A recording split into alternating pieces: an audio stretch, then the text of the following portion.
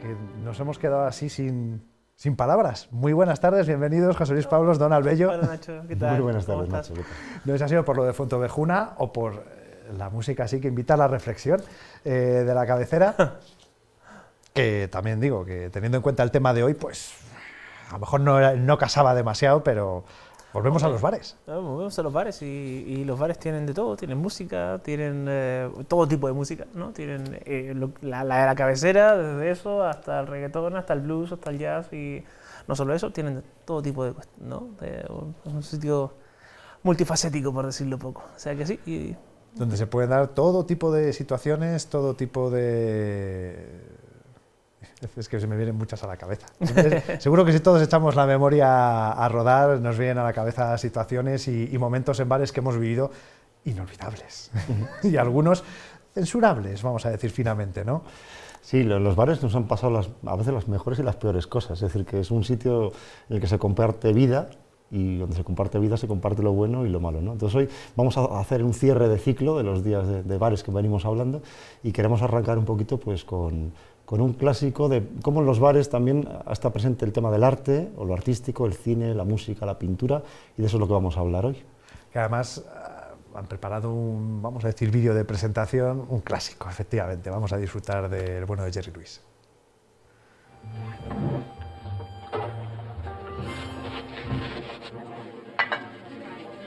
Did you say a polar bear heater? No, you said it. I said an Alaskan polar bear heater. I never heard of that. Until now. Till now. All right, pay attention. 2 shots of vodka, 2 shots of vodka, a little rum, little rum, some bitters, little bitters, and a smidgen of vinegar. a smidgen of... Are you gonna drink this here, or are you gonna take it home and rub it on your chest? Hey, that was terrific. Hey, did you hear that, folks? A regular George Bernard Shaw. Good boy. And he did it all by himself. You did it all by yourself and nobody helped you. That's terrific. And with your very own big mouth. Now, if you don't want this cocktail shaker to become a part of your gums, mix the drink, shut your mouth, and pay attention. Is that clear? Repeat after me. I'll pay. I'll pay. I'll pay attention. I'll pay attention. All right, let's continue. A shot of vermouth. A shot of vermouth. A shot of gin. A little gin. A little brandy. A little brandy. Lemon peel. A lemon peel. Orange peel. Some orange peel. Cherry.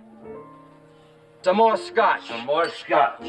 Now mix it nice, then pour it into a tall glass. Hey, I never tried one of these. Do you mind if I take a sip? No, go right ahead.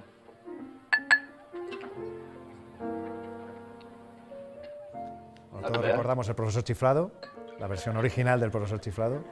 Y lo que estábamos comentando, ¿no, José Luis? Que Sí, digamos que esto es un poco una parodia del tipo de clientes también, ¿no? Es decir, en este caso es Buddy Love cuando no se ha convertido en Julius Kelp, que es el profesor chiflado, pues que es el cliente un poco bordés, soberbio, que trata mal al camarero, que eso también se da desafortunadamente en los bares, ¿no? Sí, bueno, y claro, efectivamente, y vemos que los bares no solo tienen una presencia en nuestra vida diaria, sino que, como hemos visto con el vídeo de Jerry Lewis, ¿no? Son también parte de, o inspiración para, un motivo o excusa para poder presentarlos también en el arte, ¿no? En este caso en el cine, pero no solo en el cine, sino también en otros contextos, en el contexto de la música, en el contexto de la literatura y en el contexto de la pintura, ¿no? Muchísimos pintores, digamos, importantes han tomado el bar, el pub o el bistró, sí, con la denominación de cada país. De cada país, exacto, y como un foco de atención para efectos de entender cómo, a través de la pintura, pues funciona una sociedad o se expresa una sociedad o los individuos de la misma, ¿no? De hecho, habíamos pensado mostrar algunas de las imágenes tienen ahí, por ejemplo, un cuadro de Manet, ¿no? Está exhibido en la Courtauld Gallery en Londres, y es el cuadro de una camarera, uno de sus cuadros más famosos, que es un cuadro curiosísimo, ¿no? Presenta justamente un famoso bar francés con una perspectiva muy curiosa, donde uno observa justamente que la espalda de la camarera está tomada como en ángulo y se ve frente al reflejo de la camarera en su espalda quien pudiera ser o simplemente un cliente o el pintor, ¿no? Es una forma de reflejar las interacciones humanas, digamos, en qué tipo de mirada es la que tiene uno cuando uno está frente a una camarera o un camarero en un bar, digamos, y en qué medida eso dice algo acerca de nosotros mismos. Suele costar enfocar a veces. Eso, sí. Tú lo sabes mejor que nadie aquí en la televisión. Sí, porque sí. Bueno, ¿qué te voy a decir yo? Bueno, ese es el bebedor de absenta, sí, ahí ¿no? tenemos, bueno, no yo, sino el... Es que me ha señalado, Claro, hace así, ¿no? me ha señalado directamente el cuadro que estamos viendo en este momento. Efectivamente es el bebedor de absenta de Matisse también, ¿verdad? De Matisse también. Entonces, bueno, la absenta es una bebida especialmente relacionada con el mundo artístico y tal, ¿no? ¿Con la inspiración? Con la inspiración. El hada verde, que le llamaban. Bueno, la absenta tiene un principio un poco psicotrópico, que es el ajenjo, con una cosa que libera, se llaman tujonas, y entonces eso está controlado, cuánto es la cantidad máxima legal. Es una bebida que durante muchos años estuvo casi prohibida también porque se hacía de manera clandestina, se destilaba, entonces el etanol producía unos efectos negativos y tal. Ahora se comercializa de manera normal, aunque sigue siendo una bebida que anda por los 50, 60, 70 grados. Sí, ¿no? sí, puede llegar y con, más y con varias formas de preparación, ¿no? La francesa con agua fría, o la de Bohemia, que es con azucarillo y calentándolo y va goteando el azúcar caramelizado, ¿no? Y te has preparado mucho para... Sí, sí, es un tema, he profundizado un poco me he embebido del tema. Bueno, entonces, el hada verde precisamente es una bebida muy relacionada con el arte, lo artístico, la música, sobre todo, y los cuadros, ¿no? La pintura, ¿no? Y, de hecho, entre los artistas, así decir, malditos, ¿no? O los artistas Van más Gogh, rechazados incluso sí, por la sí. sociedad. Quizás se hablaba, por ejemplo, de, creo, recordar, corregidme si no es así, que Shakespeare podía ser un bebedor de absenta, no sé si tanto como habitual, pero que... Allan Poe sí se comenta, aparte de fumador de opio, bebedor de absenta y tal, y creo que también, no sé, se dice que en un ataque cuando se cortó la oreja a Van Gogh, ya estaba bajo los efectos de la absenta y tal. No es una bebida que producía alucinaciones, eso podía ayudar en algunos casos a la inspiración en cuanto a escribir o pintar, ¿no? Por eso hemos traído ese cuadro, porque tiene que ser algo que realmente fuese importante para que alguien se tomase la molestia de pintarlo, ¿no? De pasarlo a la categoría de arte, ¿no? Sí, exacto, y de reflejar de alguna manera eso, la idea que está detrás de la bohemia, ¿no? Es decir, de que el licor, y por tanto el bar, que es el sitio donde el licor, digamos, es moneda corriente, digamos, está relacionado de alguna manera con la inspiración, con los momentos en los cuales el alma humana se expresa de forma más prístina y sin cortapisas, ¿verdad? Y sí, hemos pensado además adicionalmente en otros cuadros, ¿no? Pensando... Claro, citabais a Van Gogh, precisamente. Sí. Exactamente, sí. La terraza, ¿no? Esta, digamos, es uno de sus cuadros famosos. Repito, uno de los motivos de La noche estrellada, que es uno de sus cuadros famosos también. Y aquí, pues, la atmósfera, por decirlo así, del bistró francés, de la parisino, típicamente parisino, pero no solo, ¿no? Ha sido también una fuente de inspiración para Van Gogh y para los impresionistas en general, ¿no? Los impresionistas en general, es decir, la idea de que se empieza después a expresar más cuando la pintura se vuelve más abstracta.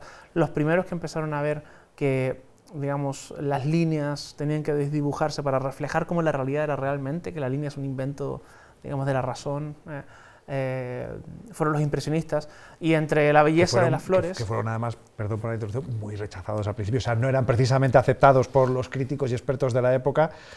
No sé si se darían a la absenta en algunos casos por eso, o ¿qué fue antes, el huevo o la gallina, no? Exactamente, exactamente. Bueno, Sí. generalmente muchos de estos pintores realmente en su época no eran Nadie. ni muy reconocidos, ni muy conocidos, ni muy ricos. No sé, muchos de ellos Claro. murieron casi en la indigencia con el estilo que tenían en ese momento. Han sido reconocidos muchos años después, ¿no? El caso de Van Gogh es paradigmático en ese sentido, ¿no? Sí, sí. Vivir pobres, morir pobres y ser reconocidos después en... Vivir por y para el arte, aunque sea sin ningún tipo de recompensa. La vida bohemia era eso también, ¿no? Claro, claro. ¿Y dónde vivirla si no...? Porque en casa es muy triste vivir una vida bohemia, pero encerrado y solo, pero ahí donde puedes, digamos, observar la vida, cómo se desarrolla por sí misma sola. El bar parece ser un buen sitio, ¿no? Donde pasarlo. Hay quien dice que Toulouse-Lautrec hacía eso al fin y al cabo. Lo que pasa es que yo creo que observaba más cosas que el bar en sí, precisamente, ¿no? Tenían más cosas que observar.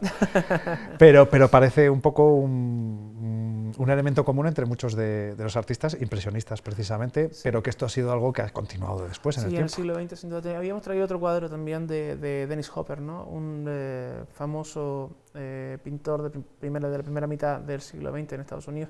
Ese es los Nighthawks, que se llaman, ¿no? O los halcones nocturnos, que es una imagen típica de la posguerra, más bien de la Segunda Guerra Mundial. Este cuadro es de 1942 y lo comienza a pintar Hopper una vez que se tiene noticia del bombardeo japonés a Pearl Harbor, ¿no? Que es lo que gatilla digamos, la participación de los Estados Unidos en la Segunda Guerra Mundial. Entonces el ambiente, ¿no?, de parálisis, por decirlo así, tristeza, incertidumbre ante lo que pudiera ser un conflicto bélico importante, incluso a lo mejor pensar que este cuadro tiene una digamos, importancia especial hoy por hoy, ¿verdad?, en tiempos en los que nos encontramos, lo refleja, yo diría, de forma muy precisa, ¿no?, este cuadro, justamente. Estamos hablando del arte como reflejo de la realidad. En este caso, lo está comentando Donald, antes decía José Luis, la asenta algo lo bastante importante como para que se vea reflejado en un cuadro, que al final los cuadros también podían ser crónicas de la época, del momento, hasta que llegó la fotografía. Y entonces la pintura fue por otro lado y la fotografía fue la que se dedicó a plasmar la realidad, ¿no?, a reflejarla. Sí, pero veíamos que el motivo del bar se repetía en diferentes ámbitos y en diferentes estilos, en diferentes épocas. Es decir, que el bar transversalmente ha sido un vehículo a mostrar a los demás la importancia que tenía, ¿no? Entonces, efectivamente, vamos a ver también algunas fotografías que hemos preparado, ¿no?, de cómo también el tema de la música, ¿no?, la importancia que tiene el tema del club nocturno, del jazz, esos ambientes sórdidos con humo, con poca luz y tal, ¿no?, en el que ahí, bueno, pues pasaba un poco de todo, ¿no? Y la importancia de estas fotografías también, ahí tenéis veis ahí una anuncio de Charlie Parker, ¿no?, ahí en la esquina, ¿no?, ahora cuenta un poco Donald este tema también, pero queremos reflejar por qué los bares son importantes a todos los niveles y en cualquier época, y no solo cuando acaba la importancia de ciertas épocas de pintura, sino también en la fotografía, ¿no? Y la fotografía y en la música, ¿no? Esta foto justamente refleja la calle 52 en Nueva York, ¿no? Esto en la primera mitad del siglo XX, lo dice José Luis también, ¿no? Esos son los Three Deuces, el Birdland, todos los grandes clubs de jazz en la calle 52, donde surge el jazz fundamentalmente como un fenómeno de masas. Y es que la música, el jazz en concreto, con todos los grandes compositores y expositores del jazz, desde Charlie Parker a Dizzy Gillespie, Miles Davis, Bill Evans, todos los grandes, tuvieron su primera entrada en bares, justamente, en bares, ¿no? Y es bello pensar que el arte pueda no solamente ser sostenido en sitios como este, sino que pueda surgir en primer lugar en sitios en los cuales, pues eso, la humanidad se expresa en su forma más prístina, más primigenia, incluso a veces más bruta, ¿no? Como es un bar, y uno se imagina todas estas cosas en las películas de los 50, ¿no? Estaba pensando que un grupo, cuando quiere empezar, así era en nuestra época, creo, que empezabas en bares, si es que tenías la oportunidad, ¿no? Sí, pues un buen escaparate que junta muchas cosas, ¿no? Si llueve, te puedes meter, si te apetece tomar algo tranquilamente, lo puedes tomar, puedes hablar con los amigos, puedes escuchar algo que te guste, te permite seguir tu ritmo de vida normal, tu conversación. Entonces es interesante que el bar ofrece muchas cosas más allá de la bebida, ¿eh? O sea, Igual que cada persona tiene un gusto para el cine, para la música, lo mismo pasa con los bares, ¿no? Hay un bar para cada uno. El Birdland, por ejemplo, que citaba antes Donald, que digamos que hay, podemos hablar de la idiosincrasia dentro del bar, ¿no?, pero luego podemos hablar de la variedad y diversidad de bares. Sí, sin duda. Y aquí escuchamos, por ejemplo, de fondo a Bill Evans, uno de los grandes pianistas del jazz, y que está tocando en un concierto especial que se llama el Village Vanguard, ¿no? El Village era uno de los bares clásicos de Nueva York también, que es donde se graba uno de los conciertos más maravillosos, diría yo, de la historia del jazz y punto. Y tiene lugar, pues, un sonido que está un poco mal grabado, se escuchan copas de fondo, camareros gritando, gente hablando, etcétera, sí, con un piano, toses, ¿no? Toses, exacto, ¿no? Toses que probablemente se derivan del humo. ¿No? Todo ese ambiente no es separable, creo yo, de la expresión artística misma. De hecho, por mucho que un directo le escuches, pues pierde la esencia del lugar, ¿no? Tú oyes un disco en directo, no es ni parecido a haber estado allí, ¿no? Pero aún así es lo más parecido que puedes a esas sensaciones, tener, ¿no? Esa sensación, claro. Ojo, que estamos hablando de los bares, de esa grabación que refleja la vida en el bar, que ahora es muy diferente, porque ahora ya no hay toses, o si las hay, no es por el humo. Lo cual hay que agradecer por otra parte, hasta cierto punto. Es así, digo, porque a veces dices, se agradece no llegar al día siguiente, levantarte con todo oliendo a humo, pero a lo mejor huele a otra cosa. Y quizá también, si no fuera por hoy esto que van a ver a continuación no se podría hacer. Esto que es quizás uno de los paradigmas del bar en el cine, corríjanme si me equivoco, esto no se podría hacer quizá hoy en día, o al menos no de la misma manera.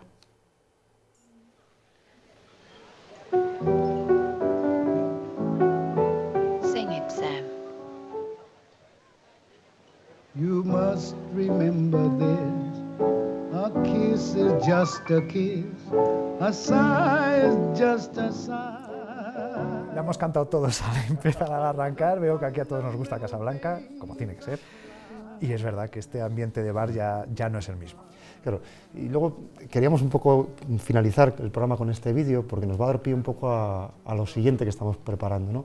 Es un poco también como los tipos de personas que están en los bares, los camareros que tienen su propia, que eso daría para otro tema, cómo el oficio de camarero de toda la vida pues se ha ido perdiendo también. A veces los chavalillos ahora su primer empleo como que fuese fácil empezar por ser camarero, con lo cual, que es muy difícil, ¿no? Entonces queremos enlazar un poco para las próximas fechas con oficios que se han ido perdiendo o cómo han ido evolucionando, ¿no? Y qué queda de lo antiguo y tal, y queríamos un poco dejarlo con este punto de un camarero tradicional, ¿no?